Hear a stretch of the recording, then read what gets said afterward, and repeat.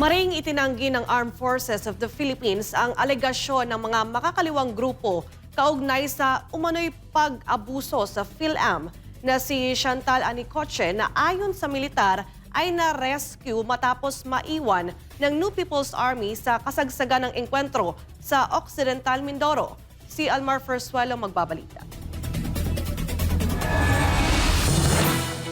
A series of armed encounters followed as troops acted in line with the AFP's constitutional mandate to protect communities and preserve peace and security, observing professionalism, restraint, and respect for human dignity throughout the operations. Ito ang sagot ng Armed Forces of the Philippines o AFP sa mga binibintang na mga makakaliwang grupo sa kanila kaugnay sa nangyaring engkwentro sa pagitan ng militar at komunistang teroristang grupong New People's Army o NPA sa Abra de Ilog Occidental, Mindoro nitong Enero 1 taong kasulukuyan. Ayon sa mga makakaliwang grupo, sibilyan at aktivista umano si Chantal Anicoche at may mga nadamay umanong sibilyan sa operasyon, mga paratang na mariing pinabulaanan ng militar. Dahil dito, muling iginiit ng AFP na lehitimo at batay sa mandato ang kanilang isinagawang security operations laban sa NPA.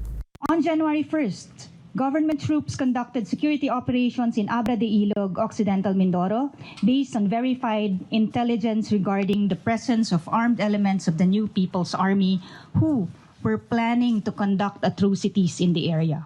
Kasunod dito, sinabi ni AFP spokesperson Colonel Francel Margareth Padilla na nasa ligtas at maayos ang kondisyon ni Chantal Anicoche taliwas sa mga pahayag ng makakaliwang grupo.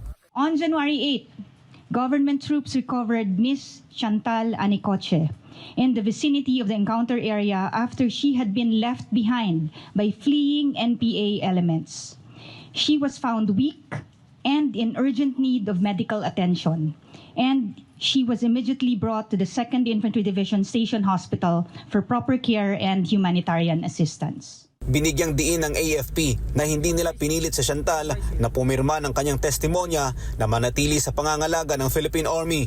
On January 11, the 2nd Infantry Division Philippine Army confirmed that Miss Anicoche formerly executed an undertaking, signed in the presence of an independent lawyer from the Integrated Bar of the Philippines, signifying her voluntary decision to remain at the hospital to continue her medical procedures.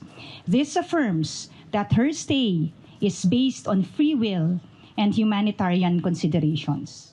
Kaugnay nito, naglabas ng larawan ang 2nd Infantry Division ng Philippine Army sa kanilang Facebook page at makikita ang ngiti sa mukha ni Chantal, patunay na ito ay inalagaan ng mga sundalo taliwas sa pahayag ng mga makakaliwang grupo na tinorture umano ito. Samantala, umaasa naman ang mga magulang ni Jerlyn Doydora at Stephanie Joy Borinaga na sa pagkakahuli kay Chantal, mabibigyang linaw ang pagkawala ng kanilang mga anak. Matatandaang sa engkwentro noong Enero 1 taong 2026 sa Occidental Mindoro, nasawi si Jerlyn Doydora habang patuloy namang hinahanap si Stephanie Joy Borinaga at iba pang kabataang umano'y umanib sa NPA.